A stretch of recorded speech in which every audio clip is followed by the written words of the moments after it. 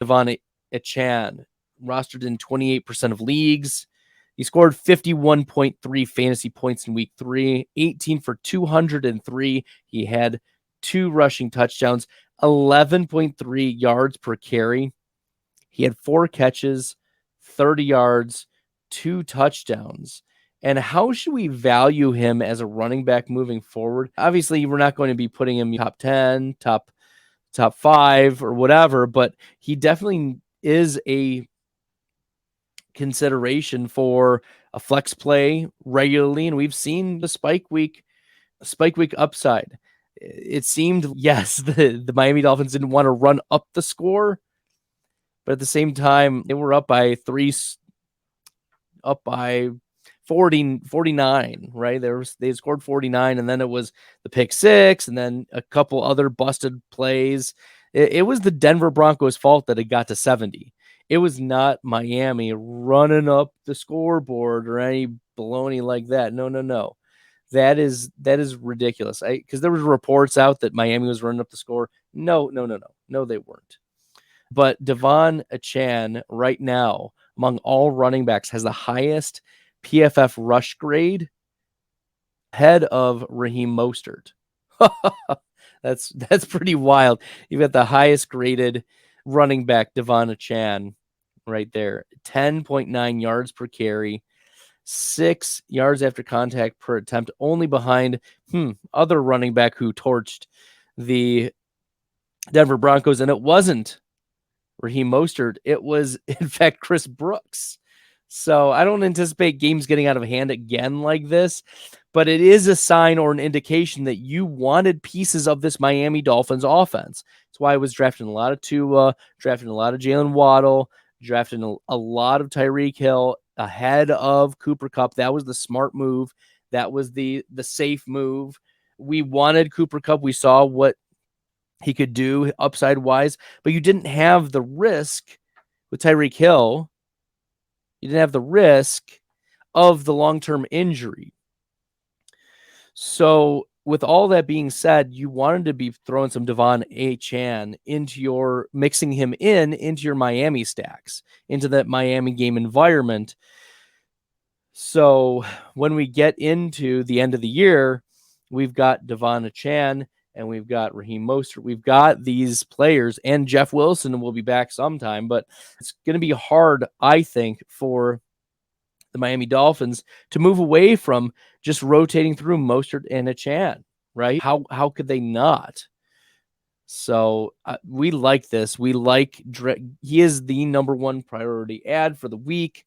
This was a player that I'm pretty sure I put in that we wanted to get in week 1. This was a player we wanted week 1, pick him up. He's going to absolutely annihilate. And he didn't play. And this was the perfect stash time, right? There were times where people were passing Devon Achane in the hundreds, right, of ADP. Sometimes you want to, this was a rookie ambiguity skill set discount scenario where it just made sense that Devon Achane, who was a very skilled running back, an SEC running back, played very well against top-notch defenses and ended up crushing, right? And yes, he's going to be on benches. He's going to be starting for us in our fantasy lineups pretty comfortably. So I'd probably put him between 12 and 18. I wouldn't get carried away, but at the same time, we'd rather see this than not, right? It immediately catapults Achane into top 5 fantasy points per game on the season. And the efficiency metrics were absolutely there for Achane in week number 3. So pick up Devon Achane. He is, how could you not? Can't leave. Even if you're like, this is a fluke, Stalder. This is a fluke. I don't believe it. At least make your teammates or league mates outbid you for Achane, right? At least keep them honest, even if you don't believe it. At least keep them honest. But Achane has given us every reason to believe that he is the real deal. So go ahead. If you want to even make some trades for Devon Achane, I'm sure that people will try to drive up the price. It may very well be worth it because the Miami Dolphins are a team that has within its range of outcomes leading the entire NFL in points with Tyreek Hill. Jalen Waddle was even out for this game, right? Jalen Waddle was out for this game. Devon Achane, 2 receiving touchdowns. We love to see it.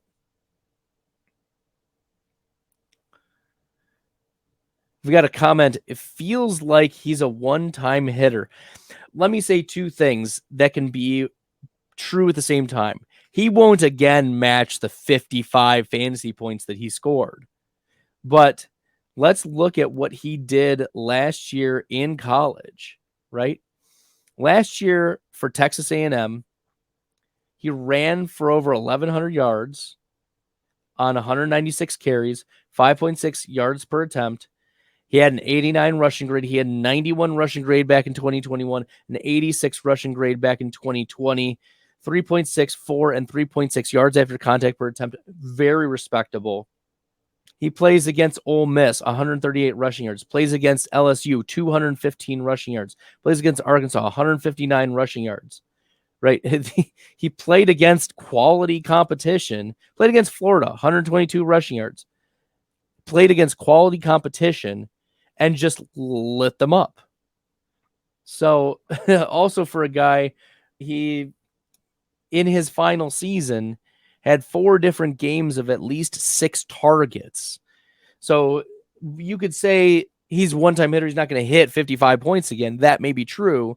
But for him to have spike weeks in this team, in this environment, I mean, Raheem Mostert is 32 years old.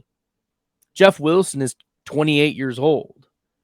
So you've got a young speed back, 4.32 speed, who has proven production. How can coaches not lean on a player like they're not going to move away from Devon Achane? That just doesn't make sense. And while he may not get 55, like, can he get 15, 20 points? Yeah, he can be a top 12 running back rest of the way, buoyed by this 55 pointer. He can be top 15, top 18 for rest of season and still end up being in the top 10 in fantasy points per game. So trilingual kid, I think it's going to be hard for the coaching staff for the Dolphins to move away from Devon Achane, and I think it's going to be hard for fantasy managers to move away from him again, even if he has bust games or even if he has games that let you down a little bit. It's clear that they're going to use him in the passing game, in the running game, and that there's an immediate trust right now because of his performance against the Denver Broncos. If you like the content, you found this helpful, make sure you guys are hitting that red subscribe button. Tank Dell is our number 2 priority this week. Tank Dell crushed, and he was a player that I recommended last week, and people were like, Bradley, why are you recommending Tank Dell in preparation for week 3? I said Tank Dell is an undersized wide receiver who's winning. That's the thing, is Tank Dell is winning. He's playing really well, 77.5 PFF grade. Tank Dell in this game, 5 catches, 145 yards. Yes, he had the big catch, there's 68 yards or so, but came down with the touchdown. Ran 26 routes, 100% route participation, and mostly playing once again on the outside. This is the wild thing about Tank Dell, playing 77% of his snaps out wide, only 23% in the slot. This is a guy who's 5'8", 165, winning on the outside. He's a special dude. So how can we be moving away from Tank Dell when 7 targets, 5 receptions, 145 yards, 25.5 fantasy points? This is not a part-time player, right? 84% of the routes in the game he ran. 56% of his team's air yards is nothing to scoff at either. That's phenomenal. And he came down with that big 60-plus yard touchdown. The Texans are going to try that with quarterback C.J. Stroud. They're going to try to look deep for Tank Dell. And when he's winning deep, this is great. And Stroud is looking good. We'll talk about C.J. Stroud a little bit later. But Tank Dell, only rostered in 26, 27% of leagues. He led the Texans in targets in both week 2 and week 3. He's finished top 20 each of the last 2 weeks and 22+% routes in both games, like percentage, target percentage. So we're here. We're here for Tank Dell. He reminds me a little bit of, who are some of the smaller receivers that have won. I know Lockett is a little bit bigger. I think a Lockett, a smaller Tyler Lockett, who just finds ways to win, is an interesting comp for Tank Dell in that style of play. He just finds ways to win. And that's why we want to be getting Tank Dell even into a flex considerations. So I think that they torched the Jacksonville Jaguars, the Houston Texans did. And why would we move away from that? I don't think I would. And I don't think you should as fantasy managers either. So continue to plug Tank Dell in and see what happens. CJ Stroud is willing to look his way, willing to target Tank Dell. This is a day 2 wide receiver that the Texans handpicked to be the guy for CJ Stroud. So let's also handpick Tank Dell for our fantasy teams. If you like the content, you found this helpful, make sure you guys are hitting that red subscribe button. If I'm prioritizing a tight end not named Sam Laporta, it's Luke Musgrave. Musgrave ran a team-high 86% of routes for Green Bay. He had 8 targets, nearly 11 fantasy points. And if there are reliable options in this offense for Green Bay, it's Luke Musgrave, it's Jaden Reed. Romeo Doubs has played admirably for sure. And Musgrave, 11 catches on the season, 124 yards, 15 targets. He's averaged 5 targets per game as a rookie tight end. Okay, yeah, give me some Luke Musgrave, who's running the most pass routes and has the most receiving routes among all players on the Green Bay Packers. So he is out there all the time. Yeah, how can you argue with 5 targets from a tight end? He just hasn't fallen in the end zone, which is why his fantasy points per game isn't higher. But we're here for that. We're here for a little bit of touchdown regression. The Green Bay Packers face the Detroit Lions on Thursday, and so the Lions have been susceptible in the past to giving up fantasy points. And if Luke Musgrave is being used near the goal line, we could see some Musgrave touchdowns in Thursday for the Packers. Go Pack Go. I don't know if y'all can tell all my Packer stuff behind me, but nevertheless, Luke Musgrave is a priority add as a high-end tight end 2 with touchdown variance coming his way. So let's get Luke Musgrave on our teams, especially given we don't know if Christian Watson is going to be available for week number 4. He was a late scratch. Aaron Jones should be good to go because it's clear A.J. Dillon is not playing well. Something is just not right with A.J. Dillon.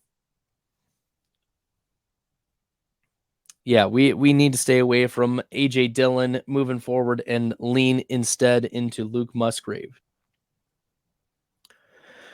If you like the content, you found this helpful, make sure you guys are hitting that red subscribe button. Another Green Bay Packers player we should be targeting is Jaden Reed. Jaden Reed, 21% target share, 148 receiving yards, 16.4 yards per reception. He has 2 touchdowns on the season, 11.8 fantasy points per game. He is second on the Packers in terms of receiving grade, only behind Romeo Doubs.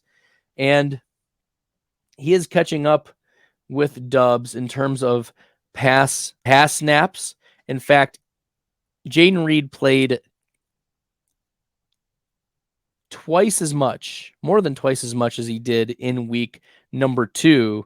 In week 3 for 63. He didn't have the touchdown, which was a little bit of concern.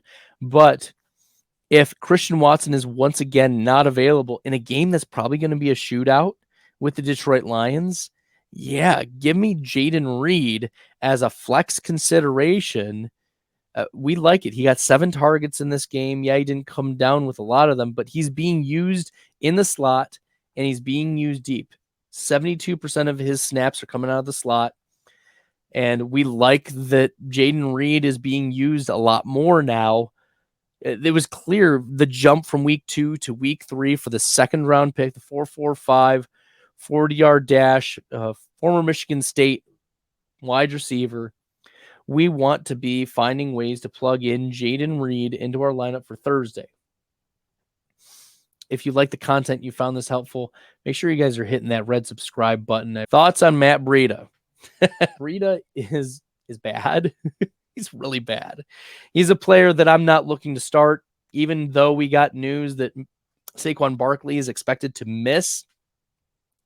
Saquon Barkley is expected to miss 2-3 more weeks. Breida hit 10 or 11 fantasy points in this game because he fell in the end zone. He had 3 or 4 catches for less than 20 total yards. And yes, I know it's tough defense, 49ers, blah, blah, blah.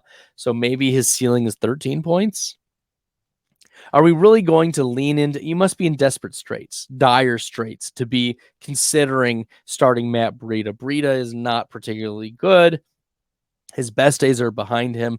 He's 28 and a half years old. He's not a player that I'm looking to start. Hopefully you didn't drop Devon Achane for Matt Breida. That probably would really hurt your soul if that happened. But yeah, we're not in on Matt Breida. Just continue to avoid that New York Giants offense. Gary Brightwell was also very heavily involved. We know Matt Breida isn't very good. Gary Brightwell is also probably not very good. I'm just avoiding Giants in their backfield moving forward.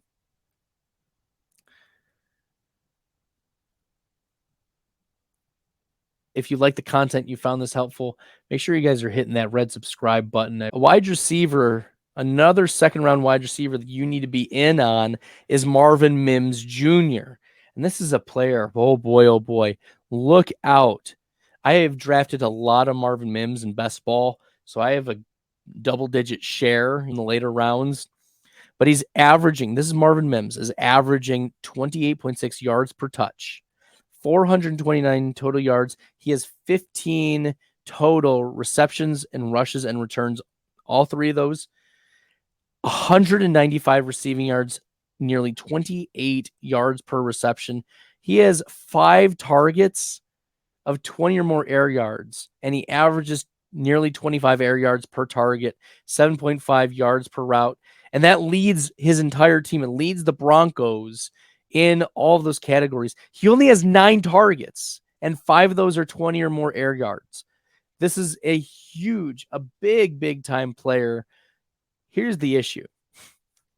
28% route participation is not going to get it done for fantasy. Like, he's dependent upon these big plays because he is not getting used very much. 28% route participation, 46% target per route is phenomenal. When he is on the field, he's a situational usage guy. It's almost like if you pulled a third down back into the backfield, they're going to pass. Marvin Mims is in the lineup. Marvin Mims is going to be targeted because he's really good. He has a 32% air yard share, and he has 3 catches for 73 yards on 5 targets. Oh, yeah. And by the way, they're trusting him on special teams too. And how do we know that? He contributed in special teams, and it showed up for fantasy. He returned a 99-yard kick return for a touchdown. If he ever usurps Jerry Jeudy or Cortland Sutton, we're looking at a Marvin Mims massive breakout. And you would rather have this guy stashed on your bench than on someone else's bench. When we get to the fantasy playoffs, this is a player the Broncos would probably get in some shootouts. It's surprising that they weren't able to put up a few more points on the Dolphins, given the 50-point differential, the 70-20 routing. You'd expect that Marvin Mims would get targeted a little more, but he did have that big touchdown kick return. So Marvin Mims, player you need to be picking up off the waiver wire. He's got more upside than Jayden Reed, but Jayden Reed is more startable right now. And I would say long-term, Marvin Mims has a higher upside than Tank Dell, who I have prioritized over Mims at this point because Dell is contributing immediately and a full-time player. But Mims, his ceiling is massive. It's absolutely massive. So we need to be in on Marvin Mims, getting him on our rosters. If you like the content, you found this helpful, make sure you guys are hitting that red subscribe button. Tyjae Spears. That's right. That's how it's pronounced. Tyjae Spears. Not Ty J. Tyjae Spears. We knew that Derrick Henry was coming into this game questionable. He didn't practice very much. He was good to go. But the Cleveland Browns defense is an auto bench nearly, because how are they going to run against him? Schwartz has done an amazing job. The defensive coordinator over there has done an amazing job of shutting down opposing offenses. The Browns lead the NFL in negative EPA, defensive EPA. So it's wild. We also can recognize that Derrick Henry, as I said, he was not right. And this is indicated through Tyjae Spears' snap percentage. Spears played 57% of snaps. Derrick Henry only played 36. And while it wasn't pretty for Spears, Spears still is fifth among all running backs in terms of PFF rush grade. He had 4 rushes for 6 yards in yesterday's game against Cleveland. But in the previous games, 8 for 49 and 3 for 27. So I think they just chalked this up to, it was a bad game against Cleveland. That's fine. But Spears is the handcuff you want to be picking up now before your league mates do. Pick him up. And if Derrick Henry suffers a setback, or if they say, you know what, Tennessee, we want to just see if Derrick Henry can just need another week to get right, whatever, Tyjae Spears is a top 12 running back in terms of fantasy if Derrick Henry sits. We love him as a handcuff. He is not just your Jerome Ford, and Jerome Ford had some nice 2 touchdowns in this game despite not being very efficient. Tyjae Spears, on the other hand, uber efficiency, and the type of player that you want on your fantasy team, so that if anything happens to Derrick Henry, you are ready to roll, even if Henry is not on your team. If you like the content, you found this helpful, make sure you guys are hitting that red subscribe button. The next player that we want to be targeting is Joshua Palmer. And this is coming in the wake of the news that Mike Williams is out for the season due to a torn ACL.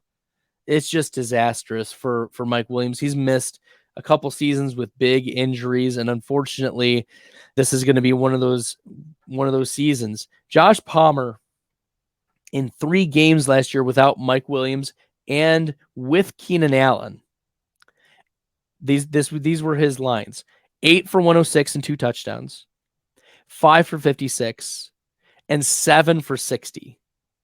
28 targets over 3 games. You can do the math. That's between 9 and 10 targets per game. And with Austin Eckler maybe missing this game, week 4 as well, we will see. We don't know about Eckler's status, but we're talking Josh Palmer can be a pretty straightforward top 24 wide receiver in terms of volume. There aren't many handcuff wide receivers in the NFL. Josh Palmer is one of those volume-based, get him the volume and he'll be okay-ish. He's not a great wide receiver when you look at yards per route run, when you look at PFF receiving grade, but the pass volume is enough for Josh Palmer to be relevant and a flex consideration moving forward, even with Keenan Allen dominating. We expect Keenan Allen's going to get a bump. We expect other Chargers to get bumps in this offense, Josh Palmer included. You may be wondering, what about Quentin Johnston? I have my concerns about Quentin Johnston. I need to stay on brand. As one of the analysts at Player Profiler, we have a brand to maintain, and that is including hatred for Quentin Johnston. Now, we know Josh Palmer is meh, but we also have not seen anything in the preseason or at the NFL level that indicates that Quentin Johnston could step in and usurp Joshua Palmer. If you remember in the preseason, Quentin Johnston declared himself the wide receiver 3, but there was no report that he was actually the wide receiver 3. And then it comes out at the end of the preseason, Josh Palmer's playing comfortably ahead of Quentin Johnson. Okay, it's probably because Palmer knows what he's doing. He was an okay route runner, not, as I said, not super efficient, couldn't access super spike weeks on the reg, even as a handcuff, which is what you would expect from. That's why I like the parallel of Josh Palmer being the Jerome Ford equivalent. Nothing special, but he's going to get the volume to be a flex consideration moving forward. So Josh Palmer had 7 targets in this game that Mike Williams had to leave early, 4 receptions, 66 yards, and a touchdown. So 4 for 66. You'll take 10 points in your fantasy leagues plus the possibility of a touchdown. Yeah, Josh Palmer probably rostered in your league. If you are getting decimated at the wide receiver position, you need some depth, you need someone with a pulse, Joshua Palmer is a consideration. If you like the content, you found this helpful, make sure you guys are hitting that red subscribe button. If you want one more wide receiver, I'm going to give you one more wide receiver for tonight, and that's Josh Downs, slot wide receiver for the Indianapolis Colts. And Downs was a player I was banging the drum for in the offseason. I was hoping that he would take over a little bit more, and he is starting to make some moves here. Josh Downs, 15 catches and 21 targets through the first 3 games. He's averaged 40 yards per game so far, 66 PFF receiving grade. Nothing special on that front in the efficiency. In the efficiency side, he is playing primarily out of the slot, but we don't have any update about Anthony Richardson. We will see if he is going to be available. But Josh Downs in this game, 8 for 57, 11 targets out of the slot against Baltimore. And Josh Downs is taking over this number 2 role, which is what I'd hoped he would do over Alec Pierce. 84% route participation, 21% air yard share, 13.7 fantasy points, and a 29% target share. We like that for Josh Downs.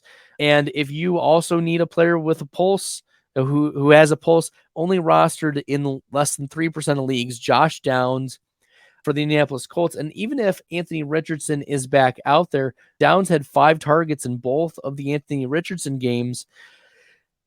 But if Minshew continues to start, Downs, as we saw, jumped up significantly in the targets, and he's playing full complement of snaps, 38 snaps in week 1, 28 in week 2, and 41 in week 3. So clearly playing a significant role. And he has, the third most snaps among wide receivers. Alec Pierce only 6 for 76 on the season. That's not going to get it done for fantasy for you. So at least take some shots on Josh Downs, because we know Josh Downs produced in college, early declare, and it may have taken him a little bit to acclimate to the NFL, but he's starting to really carve out a role. We like Josh Downs as a deeper league wide receiver 4 or 5. If you like the content, you found this helpful, make sure you guys are hitting that red subscribe button. Thoughts on Zeke? He is on waivers. He doesn't excite me, but he could be sneaky. May Uncle Bill favor Zeke over Ramondre. Yeah, Ezekiel Elliott had a pretty sneaky game in week number 3. Okay. Looking at what he did, 16 carries, 80 yards, a 67 rush grade, and on the season, a 71.6 rush grade. Like, his yards after contact isn't great, but he's gotten some interesting volume, 28 carries over the course of the 3 games, so almost 10 carries per game. And if Ramondre continues to go through his struggles, because Zeke has a better PFF rush grade, he has better yards after contact per attempt, better yards per attempt. Zeke has almost the same. Ezekiel Elliott has 12 fewer rushing yards on 18 fewer attempts than Ramondre Stevenson. And yes, Zeke has had a fumble on the year, but I don't think that's going to deter Bill Belichick from moving away from him, especially given in week 3 handling 15 plus touches. So this was my fear about Ramondre Stevenson. This was my fear about round 2, 3 Ramondre, was that once we saw Ezekiel Elliott sign, that he was around 5+. And then it looks like Ramondre is going to be, he's trending toward bust territory at this point. Yes, we saw 19 carries against the Jets, but 59 yards. And then the calling card for Ramondre Stevenson, remember, are these targets. He's had 3 targets in each of the last 2 games. Is it just Ezekiel Elliott?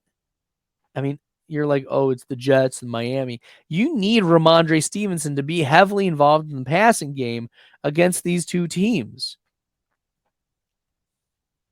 So I think it's frustrating for fantasy managers who are depending upon Ramondre Stevenson to be the guy, and he's not been the guy so far.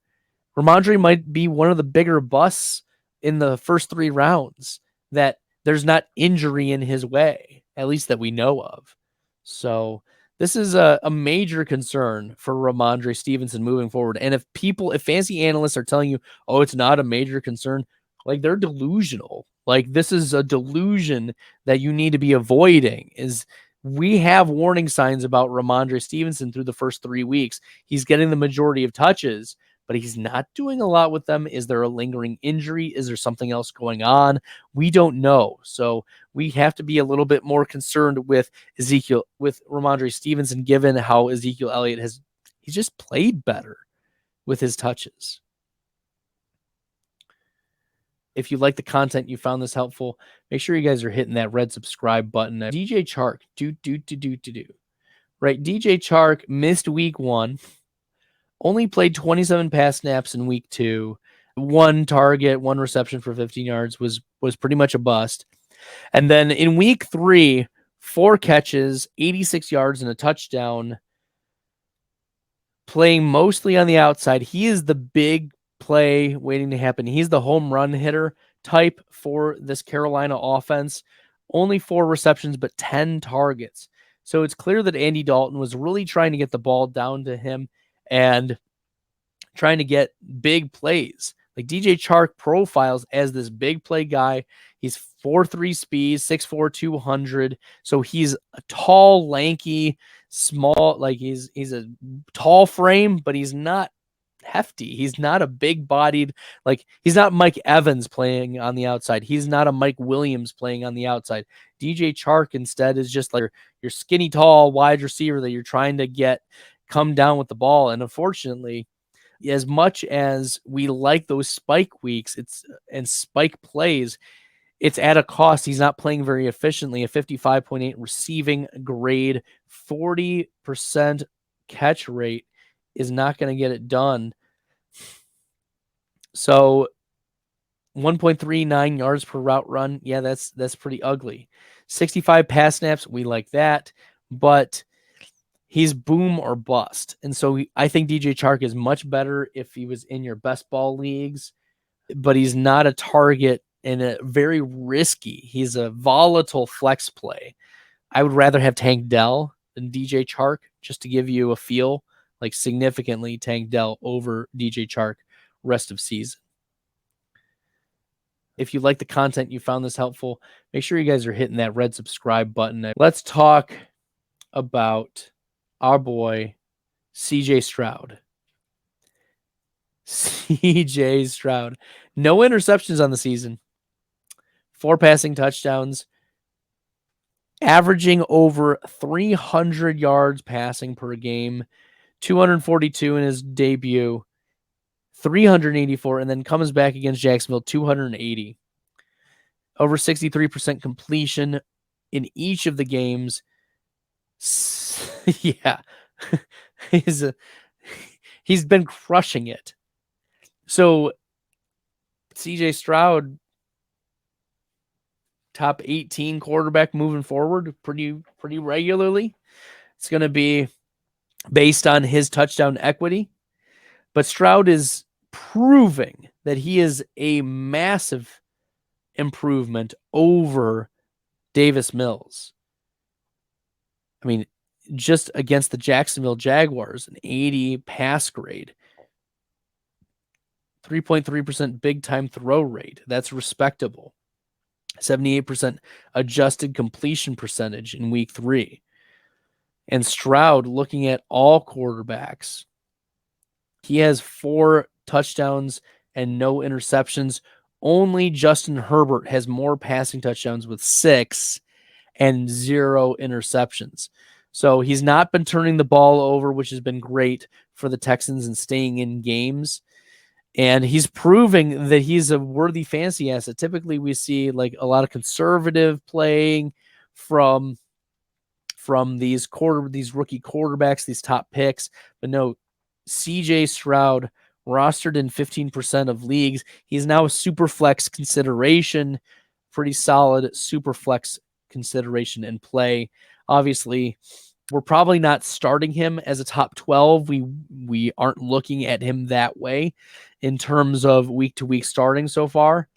But you can't ignore that looking at what he did. He finished, barring Monday Night Football, he's quarterback 6 on the week. Now, we won't have that confidence of him being a top 10 quarterback week to week. We have Lamar Jackson who finished behind him. We have Josh Allen who finished behind him. Jalen Hurts is still behind him at this point. But can we talk ourselves? Justin Fields had a bad game.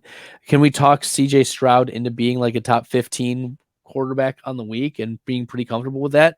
Yeah, so high-end quarterback 2 moving forward is how we should value CJ Stroud, given that the offense is moving better than last year. And Tank Dell is there, the trusted wide receiver that you should also be picking up in your fantasy leagues.